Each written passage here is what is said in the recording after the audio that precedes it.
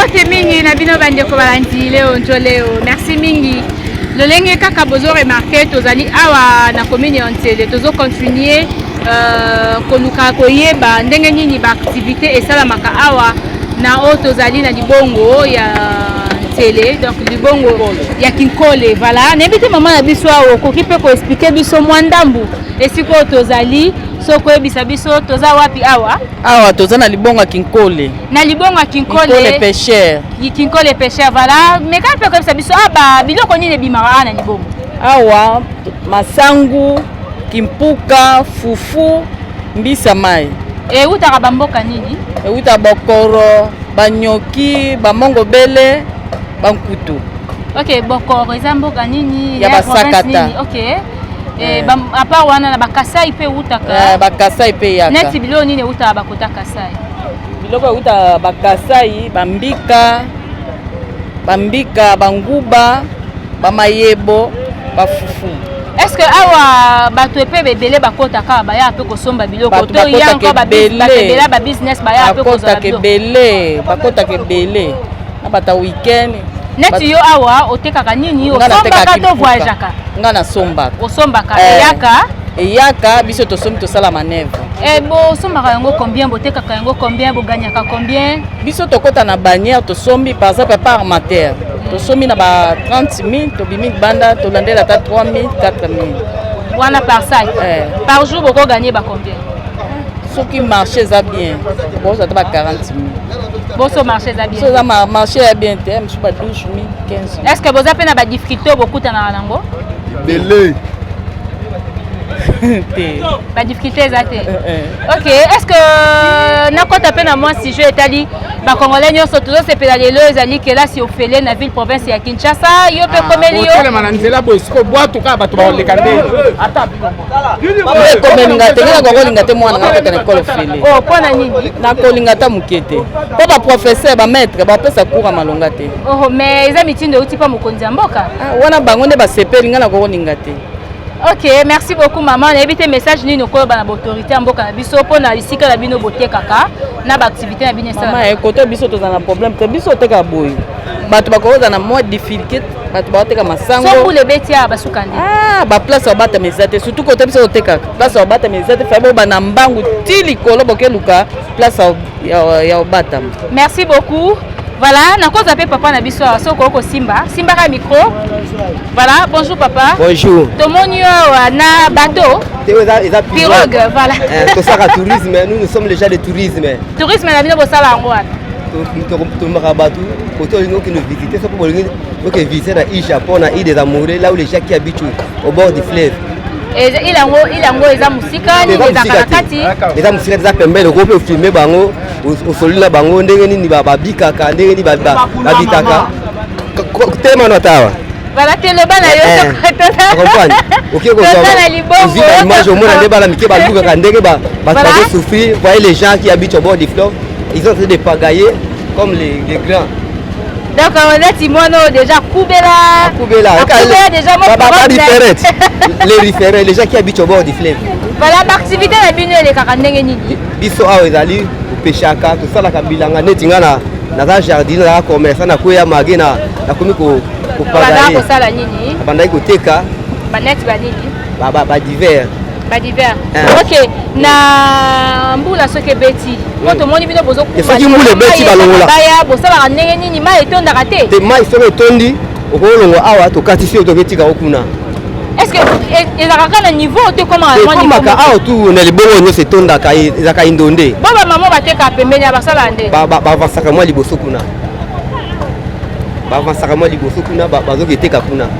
Voilà, à part île des Amoureux, île nini msusu za ke te parawa. Eza ba île belé soki bolingi na kinotika bino bomona bosola pena bango to wiko kende. OK, mais na ebite soki ba difficulté ni bokuta na nango na musala o bosa. D'abord linga musala o sala o sepela nango linga ngo. Ngana eza passe du temps mais ngana linga mi ko teka na bilanga pona lonaka na zozo ba produits pour ça bandembi ba dongo bamatembele bandunda mais ape na kinkole na ntiele ba place ebele ya kosala ngo ezali naza na etandi monene koza na bazamba ezali ebele. Ok, bapasi nini difficulté nini à part ya mai ndo lobaki à part mai difficulté nini su bokutana nango neti biso awa neti soki mwa mai eyebele bato balonaka soki baza bespécialiste te mona bakoti mai bakoti mai baorene su te neti ya bapeshaka na temps oyo mbisi ediminaka mwa kokufa. Voilà, bapeshaka na bamai oyo to bapeshaka il faut na bouger mwa ndambu oyo eza libongo mai eza kuna les grandes fleuves so bolingi toki komona ngo. Ok. C'est bon, merci beaucoup. N'habite sur un message moko ya koloba. nakosepela so bolingi botoke na isha mpona kota lobi boke kovisite wana bomona bosola mpe na bato bazala esala bien déjà ki habite au bord du fleuve eza mosika te mwa liboso kaka ngane mai ne eza bota monene nga mai ne. Merci beaucoup. Nous tasisa nanu mbasi masaki toye tokokelela ba île wana. Merci beaucoup. Voilà, tozo continuer. Toko pesa ndeko oyo. Po tomonia ba pirogue ezawa, ba baleinier ezawa. Baleinier voilà. Toko pesa bandeko oyo bakumbaka yango, babwajaka na yango. Bakoexpliquer biso bautaka wapi na yango eza tomona eza presque eza mabaya mais mabaya makasi ya ndenge nini bango nde bakoexpliquer biso. Bon, merci maman pour la parole na yo otopesa ngai. Voilà, ngai naza conducteur yo ndo kumba eloko yo eza na monteur nini mais kama bakoexpliquer biso yango tozotambola na moteur diesel moteur oyo ya dakadaka souvent linga tobenga badakadaka moteur diesel bouta nango wapi otouta nango na ndinga Kasai précisément na Semondani côté ya Basakata. bosalaka combien de temps na nzela po bokoma? Bon mpo na kokoma kuna eza ça dépend bachevaux moteur mpe nde bozotambola bamosusu botambola bien bozala mitera bien na nsima bozotambola mosusu bokosala mosusu une semaine na nzela oyo 5 jours bato mosusu kutu soki mitera eza bien te bakosala mosusu ba 2 semaines na nzela. Ça dépend de mitera na bino ndenge botambola nango. Neti boye bomemaka bakilo nini awa babiloko nini bomemaka? Awa tomemaka n'importe kilo ezala masangu anani na demonte tomemaka badiver mungwa savon bafarine donc biloko presque mingi. Est-ce que bato na bino soki mpe nayebi te baleniere na bino oyo est-ce que eza na limite ya kilo oyo bokokomema mpo mopepe soki eye na mbula bozinda te bokwea te to botyaka na bino kaka batoni na batoni na bino yango ndenge eza na limite nango oyo tosukisaka neti limite nango boye eza combien? Bon awa neti mobiba nango boye eza na ba 1 mètre 40 bon mosusu na mitio tokotyaka mosusu 1 mètre 20 bo 1 mètre 30 bon mosusu wana mpona mo mopepe ate eye ozomona ke toza na biso mwa bien mais tosipasaka sina echarge te neti na baserie ya bambula mpo oyo eza libaya mopepe na bana nini na mai bosukaka ndenge biso moko bozala ap mpona fleuve toyebaka soki omwinde mwa nuage moko eplasi boye bomini non awa déjà période ya mopepe posala nini boluka moyen boparke na bokula bokoparke na bokula c'est-à-dire bokanga bokanga ngo bokobima neti na ndenge masele mpo na kati ya mai kaka boluki boparke te kati ndenge ne tozocola si tomonike non likolo ya bien te totie sikoyo moteur kote ya bokula te toye kosema sikoyo tokangi singa apres tozeli mopepe na bokula mais eza nange eza bokula wana eza nini bokula bordure bokula ya bordure. Ok oyekola kokumba eloko wapi? oyekola kokumba ngo yango ndenge eza awa eza eloko moko bakota yango classe bakota ne classe nde ya banani bachauffeur oyo ya masuwa bakota formation bamosu ya 6 mois mais oyo eza neti soki omeseli kotravaille nango okosala mosusu 5 ans babanda neti mpo neti eza awa eza na gérant ye moko amatere nano toza na gérant toza na chauffeur toza na baéquipage bamosusu ndenge ma chauffeur boye na banda nano na niveau moke na banda na porteur mpona yo boya gérant ti yango so sikoyo na chauffeur sikoyo kokumba makambo nyonso ozalaka yo moko tozalaka na mwa bandeko mosusu mopandi mwana kozanga moko te puiske lelo nakokumba ntina lembi nape aide na ngai azali akosekonde ngai mais neti na une semaine wana bosuka ndeni na kati ya mai te tozokende kaka mamusu mamusu na tongo tolongo na tongo papa to musu balingaka so bakoma musu ba 16 bolali oyela musu balingaka pe bofofilema butu kokumba na moi na butu différence ezalaka nini bozalaka na baminda te mina paka yo moko otalaki liboso kuna obe motu ya mabanga obe kote ya zelu kasi soki yo moko omoniki no wa motu ya mabanga obimisi nani motu na nani ya banyengo ebali soki omoniki no awa liboso mpe tozala na tobenga mete ekipai azala liboso na nzete moko ya molai azosonde mai soki neti na tonnage oza na 1 mètre 20 osikoyo ayaka okuta sikoyo 1 mètre 10 fo bokangama obotuta libanga obokangama likolo ya zelo bosa ndeni ye moto aya liboso soki asonde amoni oza na tonnage ya 1 mètre 20 osikoyo asonde akuti 1 mètre 10 fo abimiso sikoyo obima ebale abimiso ebale akuta bosi sikoyo bozwi sikoyo kula sikoyo ya mai boleki oso une fois keno aza distrait azomemoko ya kote ka ya 1 mètre 10 osikoyo ntaki boza na 1 mètre 20 wa soki place ya libanga bokangami na libanga soki mpe zelu bozwi zelu yango nde tonavika na nani na ok mais boza na ba-inconvénient to boza na ba-difficulté bokutanaka nango soki bokumbaka na biloko bon difficulté à part eloko tokutana nango lobai mopepe 4 000 ok voilà tokei badifficulté nini bokutana difficulté à part mopepe na nzela mopepe ou bien ke soki botuteli na libanga na butu mbe na moi bokendaki bodeveki nzela ambisikete nde mopepe obe na mabanga esili obe na zelu bato baliaka ndenge nini bomemaka combien de personnes so bomemi biloko bomemaka mpe na bato n'est-ce pas bon neti kote ya bato wana eza ça dépend nde bozwi baclient neti oyo bokomema ata 500 personnes ata 600 personnes na biloko na 600 personnes na biloko na bato nyonso na kati yawo bosali na bango une semaine na mai baliaka ndenge nini balambaka ndenge nini yo moko oza voyageur okosala provision na yo mamosu ya une semaine soki place esili bamboko tozolala babimi bakaka bamarché so bokomi quelque part mboka eza pembeni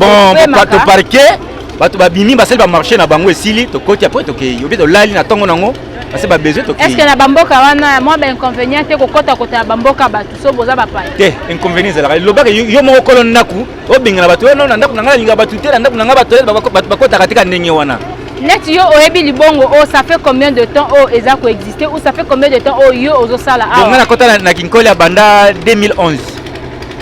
oyo nazosala batrafic ya kinkoli depuis 2011 na babenga bino bachauffeur voilà nayebi te soki eza na message moko ya kopesa baautorité par rapport ya mode de vie ya mosala oyo bozovivre awa ou encore un message moko mwa secret moko po révéler bato par rapport ya mosala oyo bosalaka koloba bon après tout namoni ata secret moko eno ekozala nakobomba secret eza nango te ezaka ndenge mosala na ozosala yo moyebi avantage na désavantage ya bino avantage eza nini avantage nango otya micro bon avantage nango nakoloba mpo na ngai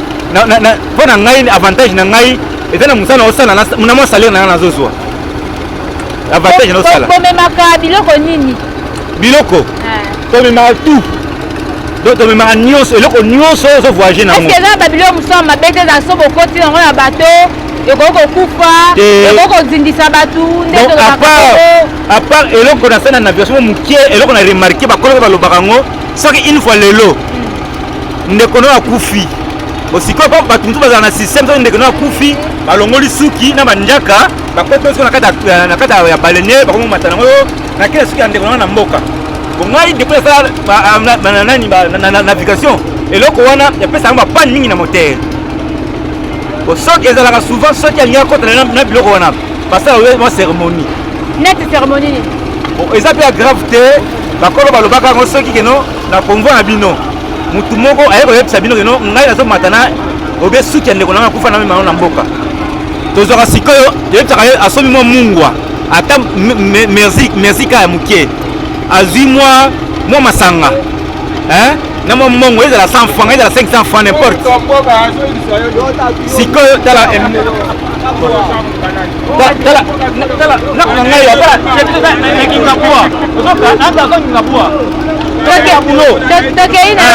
bon sikoyo soki ye moko akoexplike keno ngai azala biloko boyeboyeboye ye mosali cérémonie azui mwa mungwa asomi mwa nani masanga toye sikoyo ye moko ayeti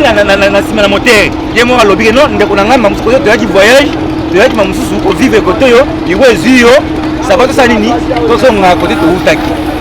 akota basemwa ti esili tosoki mwa masanga mwa mungwa tosoki likolo ya motere esili mwa quelque mwa mbongo ata mwa ata 5 n'importe apesi wana mamosusu tokei ekomelaka bino mpe bomemaki bato akufi mpe na kati ya balenière na nzela ya voyage bakufaka mpe po dernièrement po tokomaki depuis dimanche avant biso bato mo bazalaki na poko tokoma nani mfumu nzali na sia ya tia micro liboso r sikoyo tokomi wana toparkaki ba 13h tokangi mpo tomoni mopepe komi bango bazala motu makasi baleki koleka baleki bakokuta sikoyo na mopepe ezinisi bango bazini combien de personnes bakufaki bon koyeba personne bakufaki te oyo tantu 20 oyo tantu 30 vraiment nombre toyebaki te voilà message na yo eza nini epai ya baautorité ya mboka parce que kokota na mai na babiloko oyo ezali na assurance ya malamu te eza vraiment mabe lobi liwa soki eye bafamille na bino ezwaka perte oyo bosaka eza koriske bafille na bino alors soki esengeli komema mwa changement na misala oyo bosalaka soit kosunga bino de sorte que misala na bino ezala au moins assiré bakonzi ya mboka bakosala nini bon yango tu ndenge eza wa yo moko il faut protéger na nzoto no moko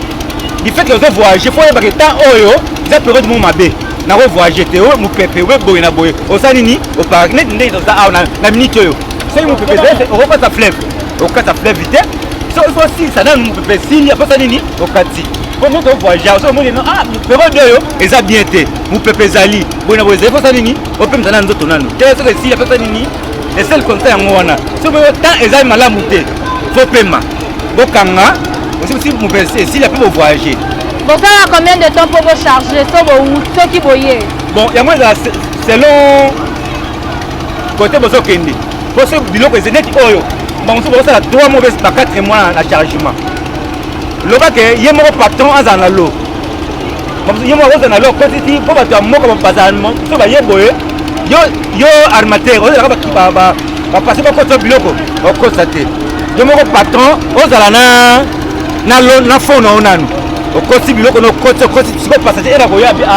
bacharge esase nini okotisa siko biloko na motu moko afutaka balenière combien motu moko afutaka billet na ye combien billet bon eza mpe ça dépend ba distance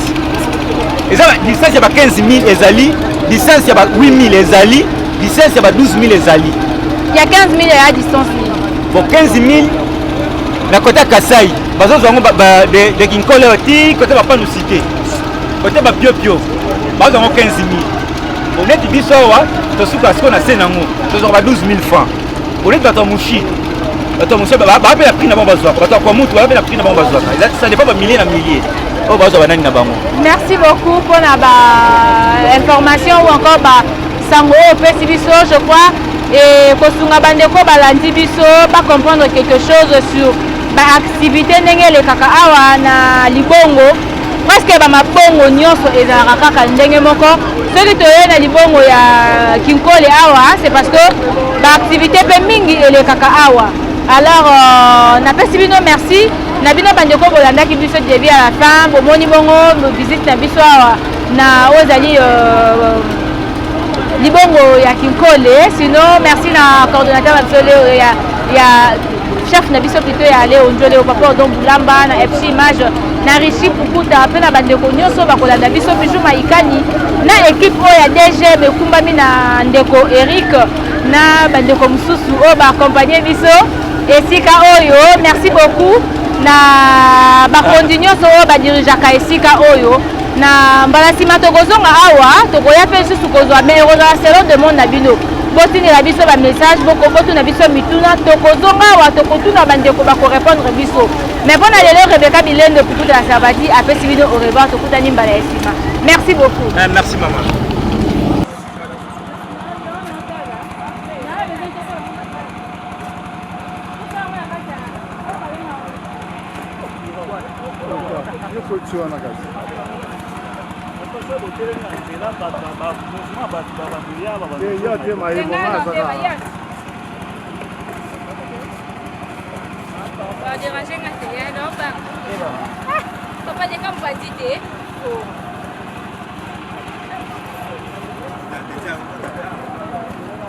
akoda tenga da bisi lela da amare